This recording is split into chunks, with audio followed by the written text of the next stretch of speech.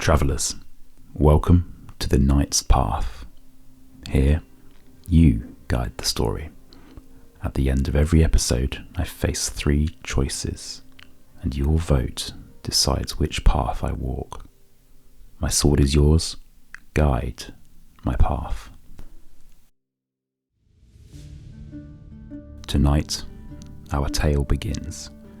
A tale of deep silence, a faint whisper, and a darkness that does not rise from the shadows, but from the soil beneath. Welcome to the kingdom of Ashenford. The throne room was unusually quiet the morning I arrived. Highstone Keep was often filled with voices, councillors debating, guards training, nobles whispering their schemes. But not today. Today it felt as though the very walls were holding their breath. Sunlight pushed through the high stained glass windows, scattering fractured colours across the stone floor. Tapestries depicting old battles hung unmoving despite the winter draught. I approached the throne. King Thandril, once a formidable warrior, now looked small beneath the heavy golden crown. His shoulders sagged beneath velvet robes. His eyes, once sharp enough to cut steel, now trembled with age and fear. When he beckoned me closer, his hands shook. "Aldric, Branford Hollow has gone silent." My brow tightened. Branford was hardly more than a cluster of cottages, tucked at the edge of Ashenwood Forest, a quiet place, peaceful and humble. But silence, true silence, was never peaceful. "What news, my liege?" "No news. Riders sent did not return. And last night..." He swallowed, knuckles whitening around his old bony hands. "The chapel bell rang." A chill pinned my spine. The chapel bell had been broken for 40 years. Every child in the capital knew that tale. The night the lightning shattered the steeple, and the bell fell silent forever. Yet the king insisted he heard it toll, not once, but 3 times. He reached forwards and placed his frail hand over mine, a gesture he had not used since I was a boy in his service. "Ride for Branford at first light. Discover what plagues my kingdom." His eyes pleaded in a way no sovereigns should. "I will return with answers, my king." As I left the throne room, the councillors whispered behind me. Some feared plague, others feared bandits. A few, the older ones, muttered words I had not heard since childhood. Something beneath. I, Sir Aldric of Ashenford, Knight of the Realm, had been in the king's service since the age of 5. The grueling process of becoming a squire and the rigorous training as a knight was now a distant memory. I have been dispatched many times, but this time, something was different.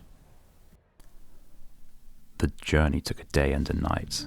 Through the fields and mills close to Highstone Keep, I approached Ashenwood Forest, which loomed like a sleeping beast to my left as I rode. Its gnarled branches clutched at the sky. Ravens followed overhead, silent and watchful. As dawn broke, the first glimpse of Branford Hollow appeared. A handful of stone cottages, wheat fields, now winter shriveled, smokeless chimneys, and that oppressive stillness. Even my horse hesitated. The wind did not touch this place. No birds circled, no dogs barked. It was as though the village itself had died. I tightened my grip on the reins, cape fluttering behind me, and pressed forwards. The first few homes offered nothing more than the fearful residue of absence. A cup left half drunk, a toy abandoned in dirt, bread still soft. Life had simply stopped. But the 4th home chilled me to the bone. The wooden table lay overturned, one leg splintered. A chair lay shattered against the hearth. Flour coated the ground, scattered like snow. but not natural, dragged by small hands, children's hands, forming pale prints leading towards the open doorway, and on the far wall, 4 long gouges, claw marks, fresh, deep, impossible. No tool could have made them. My palm instinctively found the hilt of my sword. Something had happened here, something brutal, something swift, and something decidedly inhuman. Seeking answers, I pushed open the barn door. It groaned like a dying animal. Inside, the air smelled of old hay, cold metal, and fear. A lone lantern sputtered, casting trembling shadows across the rafters. Hay lay scattered as if the animals had thrashed in terror before fleeing or being taken. Then I noticed it. A single pale eye staring at me from the straw. I drew my blade at once. When I kicked aside the heap, I found a goat, rigid, skin-greyed, lips drawn back in silent agony. No wound, no blood, no sign of attack. It looked as though fear alone had struck it dead, but its eye, its unblinking, frozen eye, was fixed on the well in the village centre. As I turned, I caught sight of movement near the well. A man stood there, robes ragged, beard tangled like brambles, posture hunched yet alert. His eyes, sunken and wild, snapped towards me with unsettling awareness. "You came too late. Far too late." I approached with caution, shield angled forwards. "Name yourself." "Thoric, once of this village, now its last witness." His hands trembled, not from age, but terror so deep it made his bones quake. "What happened here?" He leaned in, breath shaking. "They followed the whisper." The words seeped beneath my skin. "What whisper? Speak plainly." Thoric's eyes darted to the well. "It comes from the below. It calls in their dreams, first the weak, then the strong, until all walk willingly into the dark." As his words faded, the earth beneath the well seemed to pulse, subtle, alive. I stepped back. "Below? You mean the well?" His face twisted with dread. He seized my arm with shocking force. "Do not look into the well." I set camp near the centre of the hollow as dusk bled into night. Thoric refused shelter, muttering prayers to gods I did not know. The atmosphere thickened. Even the fire burned low. The flames blew at the edges as though suffocating. Then the bell rang. The chapel bell. 3 slow pearls. A sound that should have been impossible. Thoric whimpered like a beaten hound. They are waking." I moved towards the chapel, heart pounding inside my armour. Inside, moonlight crawled across the floor, revealing freshly carved words. "Do not follow the whisper." The etchings were frantic, as though carved by trembling hands moments before their demise. A scream tore through the night. Thoric's scream. When I reached the fire, Thoric was gone. Only the earth remained disturbed, as if something had swallowed him whole. Then the ground near the well cracked. Slowly, a pale hand emerged, wrong, twitching with unnatural hunger, and then another hand, an arm, a head, a woman's face, a villager. her eyes blank white, her mouth stretched in a silent scream, soil dripping from her hair. She rose with stiff, jerking movements, like a puppet controlled by invisible strings. "In the name of the crown, what are you?" She lunged. Her strength was monstrous, far beyond any human. Her nails raked sparks off my shield. She forced me back towards the chapel. When I crossed its threshold, she shrieked and recoiled, stumbling into the dirt, not afraid of me, but the chapel. I darted behind her and kicked her with all of my strength towards the chapel entrance. She shrieked again, and then suddenly crumbled into dust. The ground trembled again, harder, angrier, and then more hands erupted from the soil around the well. 5, 10, 20, each grasping, clawing, twitching, some small, some large, some twisted with age, some delicate like children's hands. A misty blue haze seeped from the cracks, swirling like living smoke, half obscuring their rise. And then came the whisper. Not in my ears, in my skull. "Aldric, join us." I clutched my helm, vision blurring. They were calling me, just as they had called the villagers. And so, this is where you decide. Decision A. Retreat into the chapel and uncover the secret it holds. Decision B. Descend into the well and confront the source of the whisper. Decision C. Pursue Thorak into the forest and attempt to learn the truth from the only surviving witness. The villagers are gone, the dead do not rest, and the whisper calls for me still. Tell me, which path shall Sir Aldric walk? You have chosen the hardest path, the one most would fear, the one few would survive. We descend now into a well that should have been dry, into a darkness older than the kings of Ashenford.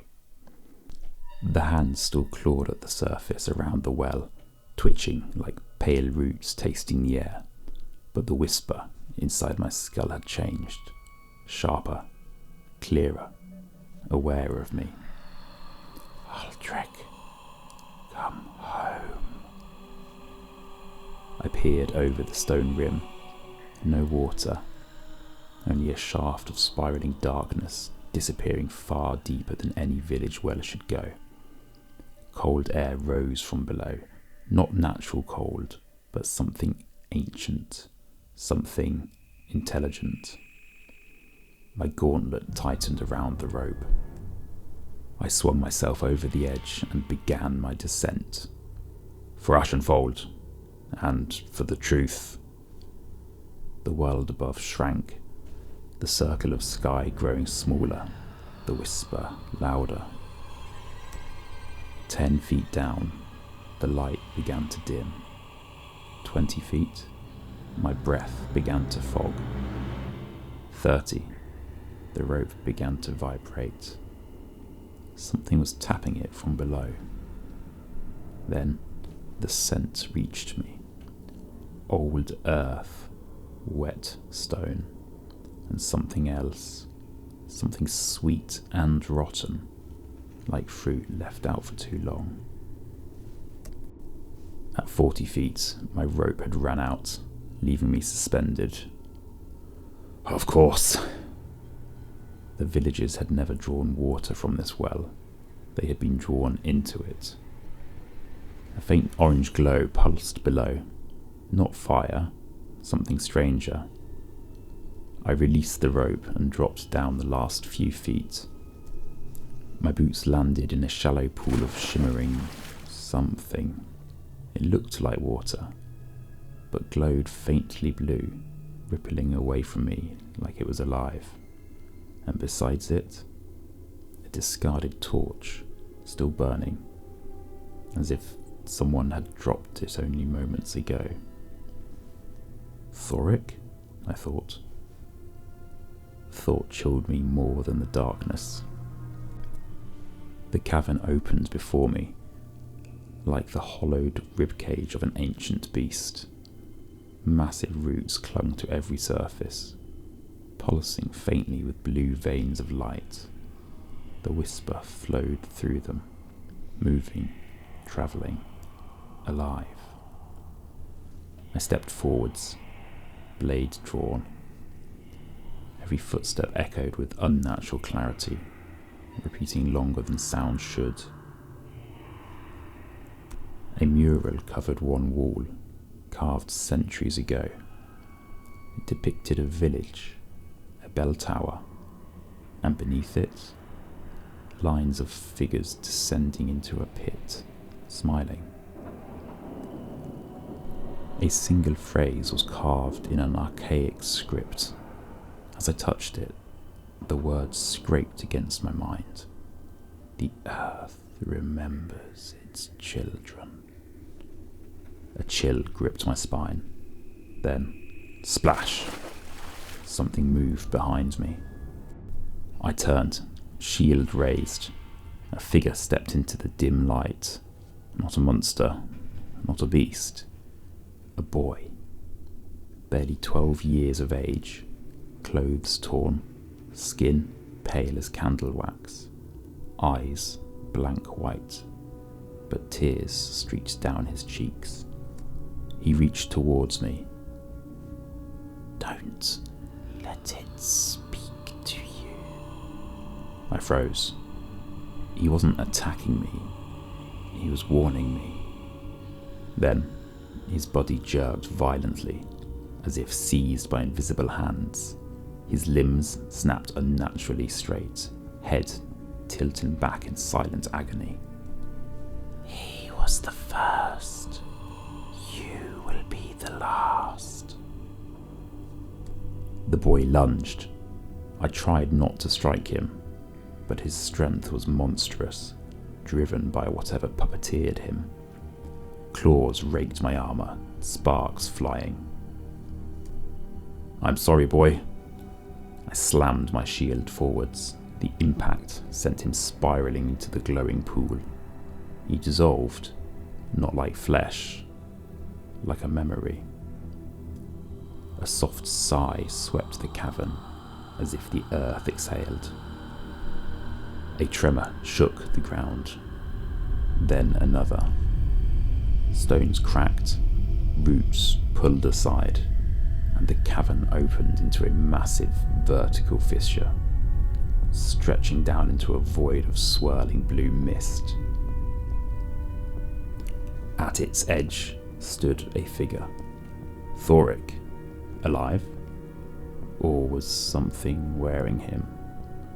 His back was to me, arms limp at his sides.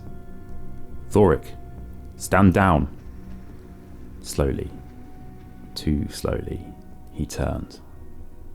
His eyes were gone, replaced by swirling blue motes of light. "We are the foundation. We are the forgotten. We are the whispers beneath." He stepped closer, feet leaving no impressions on the dirt.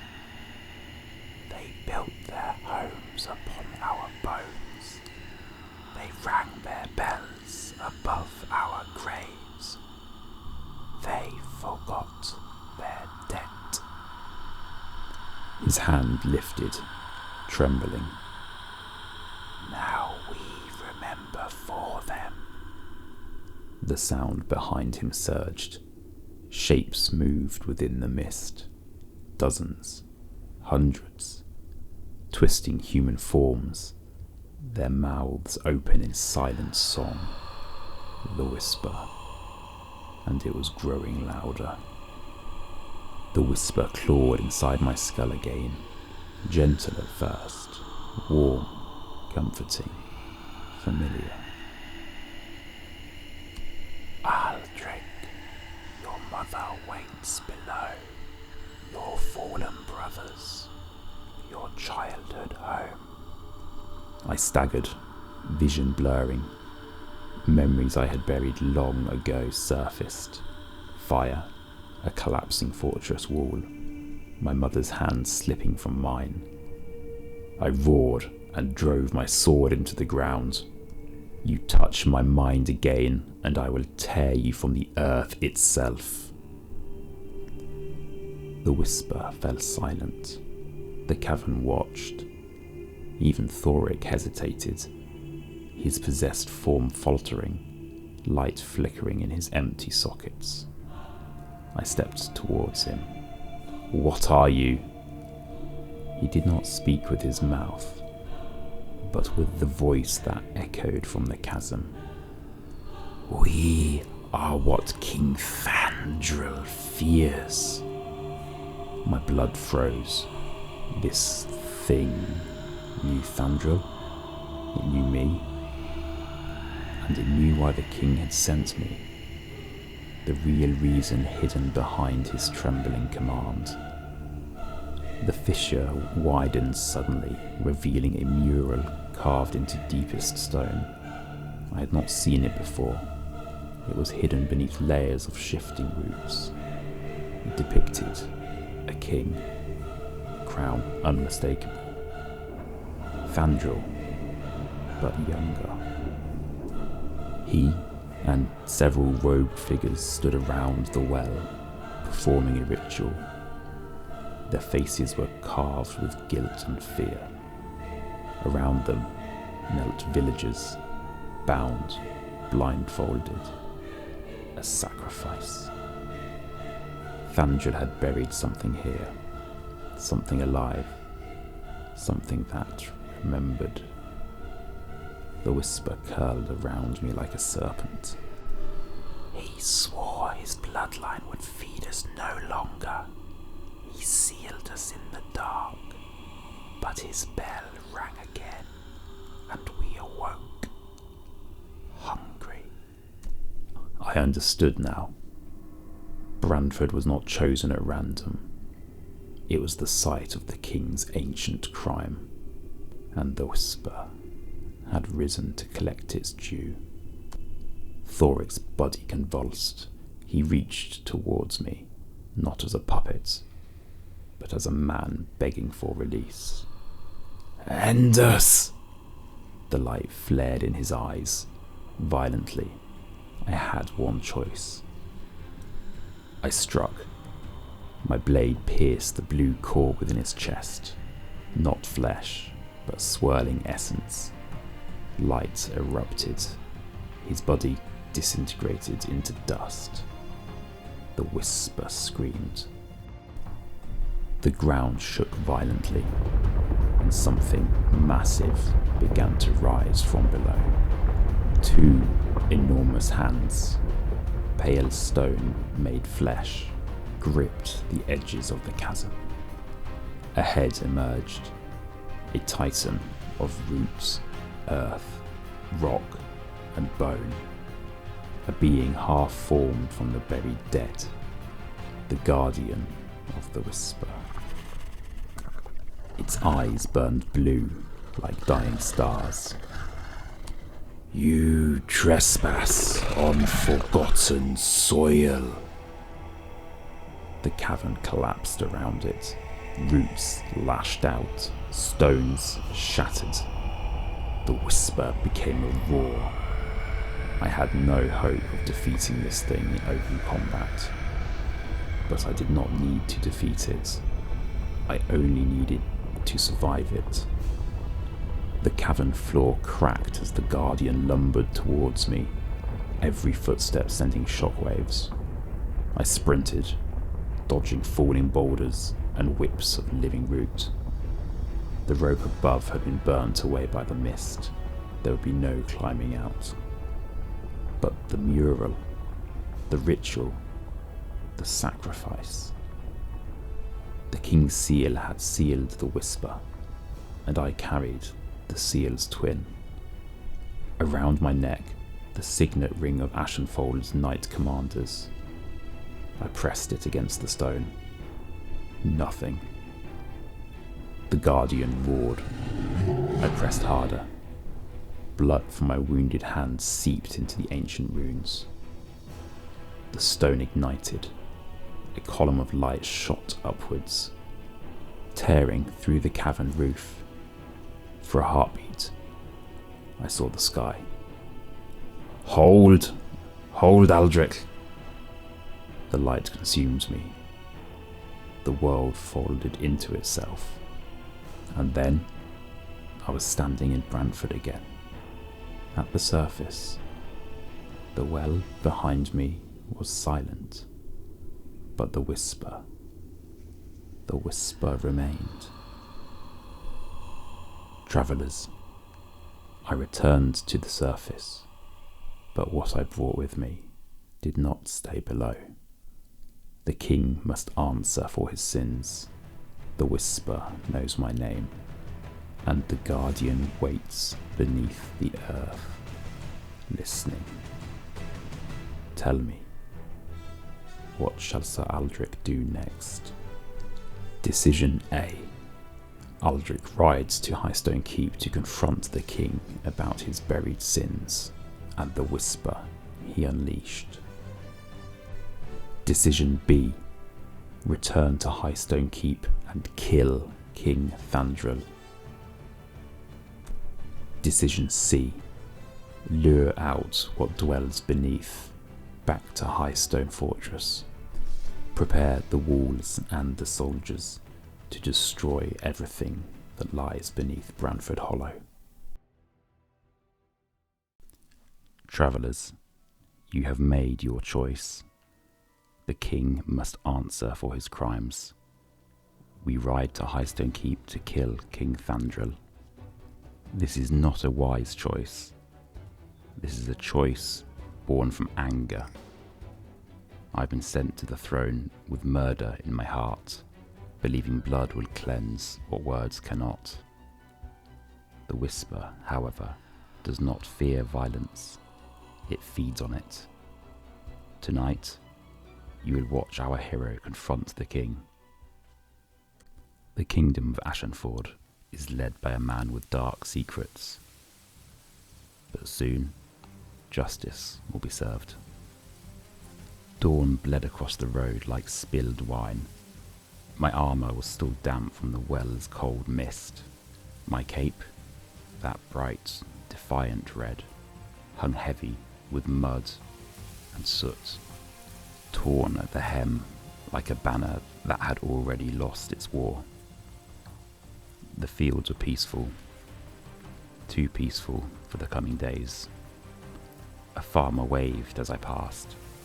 A boy chased a dog along a hedge line, laughing hard enough to make the crows startle from their branches. Life oblivious. I should have felt relief, but instead I felt pressure, like a hand on the back of my neck, guiding my gaze forwards. Not a voice, not words, a pull. The whisper did not speak because it did not need to. It already knew where I was going. I reached for my throat out of instinct.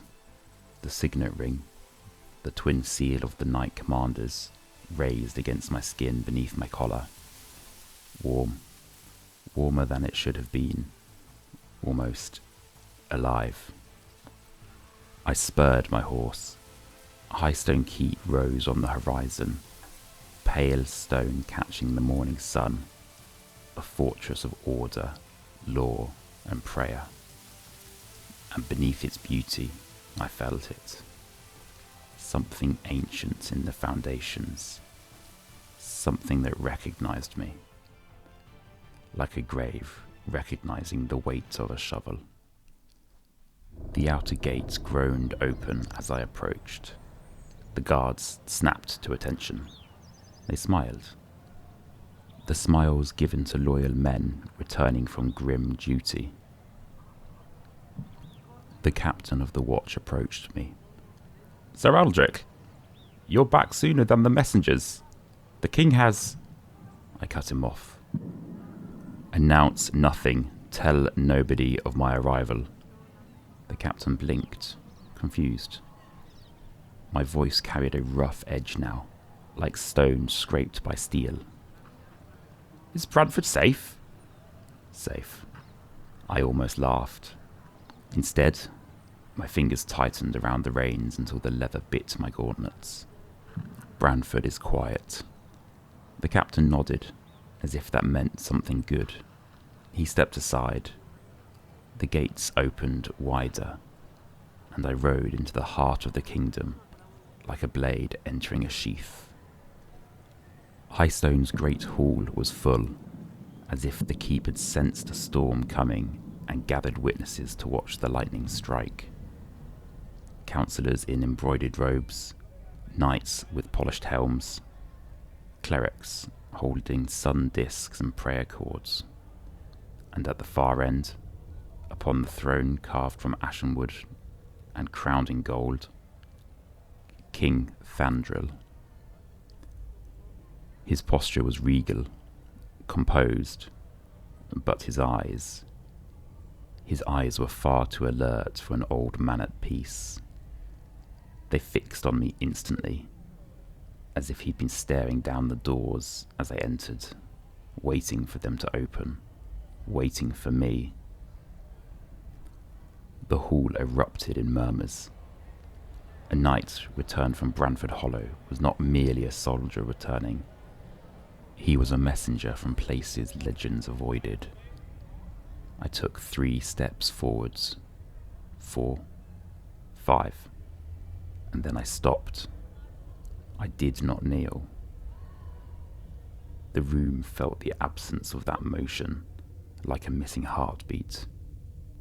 King Thandril looked at me with calm, measured composure. Sir Aldric. His voice was steady, too steady.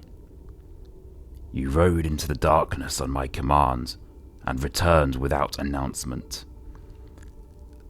I stared at him. The image from below, the mural, flashed before my eyes. A younger Thandril, robed figures, bound villagers, the well, a sacrifice, a seal, a crime carved into stone. You sent me to a grave that you made. A ripple of shock ran through the court. The king's face did not change, but the atmosphere in the court did. You could feel people instinctively lean away from the words, as though there was smoke. The king quietly spoke to me. Careful, Sir Aldric. I stepped forwards again, slower now, deliberate. Not a soldier marching, but an executioner approaching the block. I rose my voice so that everybody in the court could hear. Branford Hollow wasn't cursed by chance. It was chosen. One councillor whispered a prayer. A cleric raised his sun disk, like it could ward off the conversation. The king remained still. You sound unwell. I descended into the well. A sharp intake of breath across the hall. Even the guards near the pillars shifted. I saw what you buried. For the first time, the king's fingers twitched against the armrest. Small, controlled, but real. Like a man tightening his grip on a secret. You saw the stone carvings. Old myths. Fear turned into pictures. I pulled my cloak aside, enough for all to see the blood-stained edge of my armour. I saw a ritual. Thandril's eyes narrowed, not in panic, in calculation. And you returned alive. It wasn't a question. It was a diagnosis, as if he were confirming an illness. His gaze drifted, not to my face, but to my throat, where the signet ring hung hidden beneath my collar. He knew I carried the twin seal. He knew what it could do, and he knew what it could undo. As my mind was racing, calculating, considering my opponent's next move, the whisper returned. Not loud, not dramatic, just a thin pressure behind my eyes, like fingers on a bruise. Do it.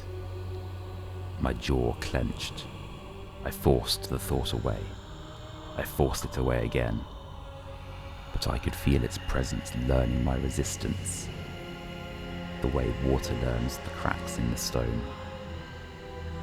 I spoke to the hall, my voice carrying. Your king is not what you believe. The crowd shifted uneasily. Fandral did not raise his voice. He didn't need to.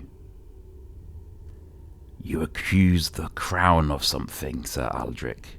Tell me, what is your charge? I accuse the crown of murder.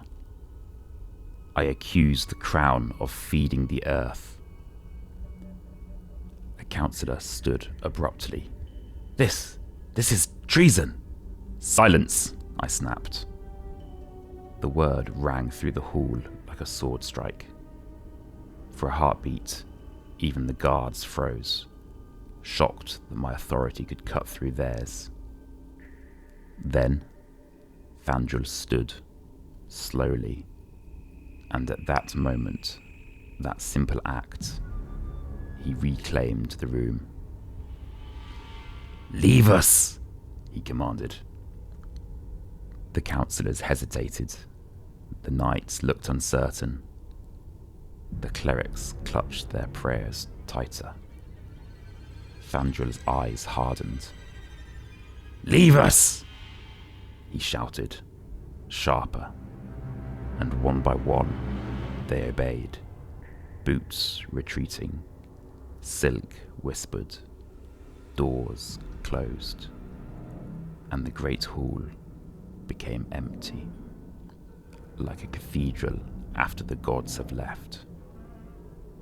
Only the king remained, only I remained, and the torches. The torches began to dim at the edges with ethereal blue haze, not darkening, but shifting. Something descended on the court, like a sickness. Fandral watched as it happened, as if he'd expected it, as if he'd seen it before. The king leaned in, quietly, almost tired. You were supposed to die down there. I felt cold bloom in my stomach. So it's true. Fandral sighed, like a man admitting a long-kept burden. It's always been true. He began to pace, not nervous pacing, measured, controlled, a general walking in the battlefield that he'd already planned. The whisper beneath is older than the kingdom of Ashenford. It was here before the first stone of Highstone was laid. It demanded remembrance, and when it was denied, it took. He stopped and looked at me with grim pity. My father tried to starve it. He lost half the countryside to vanished villages and silent bells. He stepped closer. So I did what kings do. I made an ugly choice so the kingdom could live. My throat tightened. You sacrificed Branford. I sacrificed one hollow to save the rest. The whisper brushed inside my skull, delighted. He speaks. He admits. I swallowed hard. And now it's awake? Thandril's eyes flickered once more to my throat. Because you went where you were told not to go. I felt anger flare, hot and blinding. You sent me. The king's expression did not change. I sent you to contain it. You returned with it clinging to your bones. The torches flared blue. For a moment, the shadows in the hall moved the wrong way. I moved instinctively. A decision made in a heartbeat, not reason, not strategy. This was the choice that was made when I emerged from the well. Was this the wrong path? My hands drew steel in one smooth, practiced motion. The blade caught torchlight, blue. I advanced on the throne. No more bargains, no more graves, I bellowed. Thandril did not reach for a weapon. Instead, he reached into his robes and produced a dagger. Old, runed, the same script as the mural below Branford. He whispered to me, You think you're the judge? He raised the dagger slightly. But you're only the next lock. My blood turned to ice. The floor beneath my boots shifted. A faint click, stone against stone. I looked down. It was too late. Runes ignited in a circle around me, carved into the floor, hidden beneath centuries of polish and banners. A ward, a binding circle, not for demons, for men. My muscles seized, not paralysis, something worse. A forced stillness, like invisible chains locking each of my joints. The whisper surged with glee. Wrong choice. Wrong choice. My breath came shallow. What is this? I strained. Thandril stepped closer, dagger in hand. His face was calm now, almost gentle. A king learns early that truth is not dangerous. Only witnesses are. He knelt beside the binding circle and pressed the dagger's tip into a groove in the stone. Blood welled from his thumb as he cut it. Then he smeared it across the rune. The circle blazed brighter, and I felt something hook into my chest, like the well itself had reached up and found my heart. I struggled to speak. You'll damn the kingdom! No, I'll save it. He stood and lifted the dagger, not towards my throat, towards the signet ring at my chest. He reached forwards and tore it free, the chain snapping. The moment it left my skin, the air changed. The whisper shrieked, not in fear, in hunger. Seal! Seal! Seal! Thandril held the ring between two fingers and studied it like a physician examining a parasite. This is why you were chosen, Aldric. Not because you are loyal, because you're strong enough to carry what must be carried. He raised the dagger and drove it, not into my heart, but into the stone circle's edge. The runes flared, and the binding snapped tight like a noose. I convulsed. Blue light crawled up my veins. I felt the cavern beneath Branford, the fissure, the Guardian's vast attention turn towards me, towards the keep, towards the king. Then the pressure shifted, not towards Thandril, towards me. Like lightning choosing the tallest tower, I gasped. "You're using me." The king spoke softly. "I'm saving you from being a problem." And I understood. The king wasn't afraid of the whisper. He had lived with it, negotiated with it, fed it when needed, denied it when useful. This was not his first ceiling. This was maintenance, routine, a dark craft passed down like a crown. I tried to fight it. I did. I forced my fingers to twitch. I forced my knee to bend. I forced breath into my lungs that felt like they were filled with ash. And for a brief moment, brief, glorious moment, I felt the binding weaken. Not because I was stronger, but because the whisper wanted it. It wanted chaos. It wanted blood. It wanted me to lunge at the king one last time. And I did. I surged forwards, half a step, enough to lift my blade, enough to make Thandril's eyes widen. And then the circle tightened. The runes flared like a star.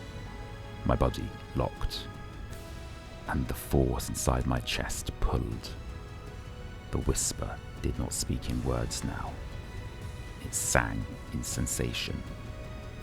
Memories I didn't own flooded my mind. Villagers smiling as they walked into darkness. Bells ringing over graves. Roots wrapping bones like loving hands.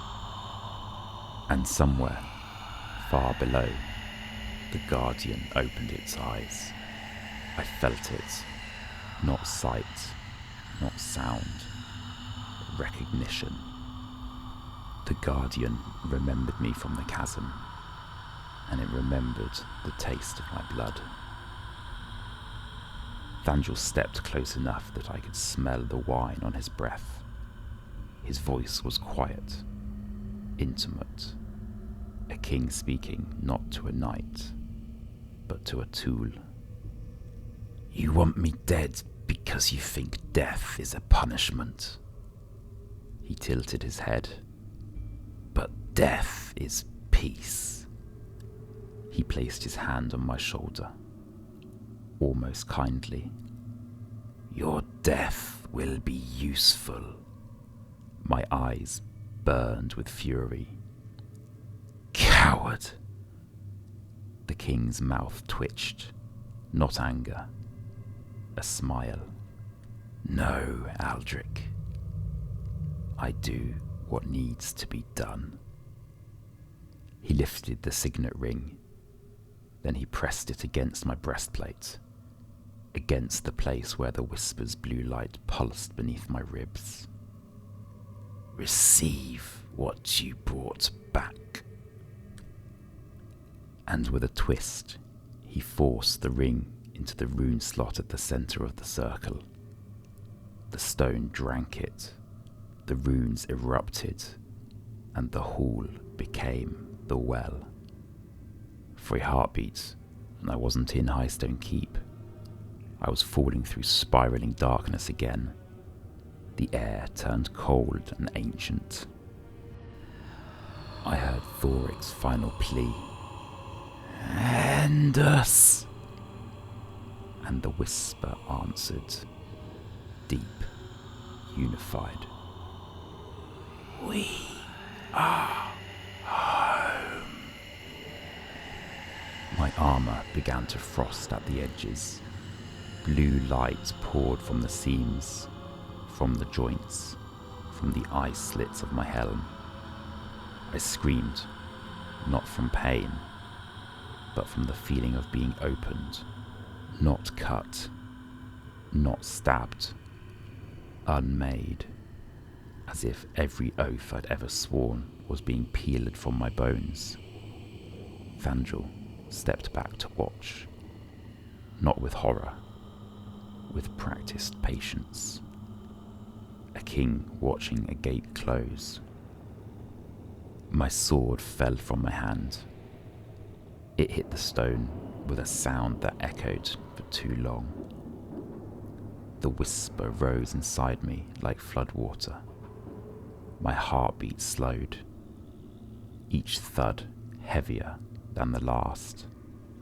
Then, the guardian's voice, stone grinding stone, reached up through the floor. "Debt accepted." My vision blurred. The last thing I saw clearly was Thandril's face, his eyes reflecting blue flame, and in then, relief, not grief, relief, because the kingdom would keep turning, because the bell would not ring today, because nobody would believe the dead. I tried to speak, to curse him, to warn the world, but the whisper filled my mouth with silence. My body convulsed once, twice, then I felt myself dissolve, not like flesh, like memory, like the boy in the cavern. A soft sigh swept through the hall, as if the earth exhaled, and Sir Aldric of Ashenford was gone. The torches returned to orange, the runes dimmed, the cracks in the stone sealed as if they had never existed. When the doors opened again, the court flooded back in. They saw King Thandril standing, alive. They saw the circle, dark and empty. No blood on the king, no body on the floor. Only Aldric's sword, alone on the stone. A councillor stared. "Where is..." Thandril's voice was steady, royal, unshakable. "Sir Aldric was corrupted beneath Branford Hollow. He sacrificed himself to prevent the spread. A hero's end." The court murmured with sorrow. A cleric bowed his head. A knight clenched his fist to his chest. They believed him, because people prefer a clean story, because kings are designed to be believed. Kings are designed to be good. Thandril stepped back to the throne. He sat. The crown gleamed, and beneath it, the same dark secret remained, unchallenged, unpunished, undefeated. Travellers, you chose anger over wisdom. You chose blood over truth, and the cost was paid by the only man willing to descend into the well. The king lives, the court sleeps, the villagers laugh, and beneath the soil, the whisper waits, not sealed, not defeated, only fed. Aldric, come home. This series is a prelude to a 10-part series I am planning to release over the next few months. This series is designed to give you an understanding of the kingdom which is being built, and that will be shaped by you, the viewer, in your choices. At the end of every episode, you will still have 3 choices. A new adventure awaits.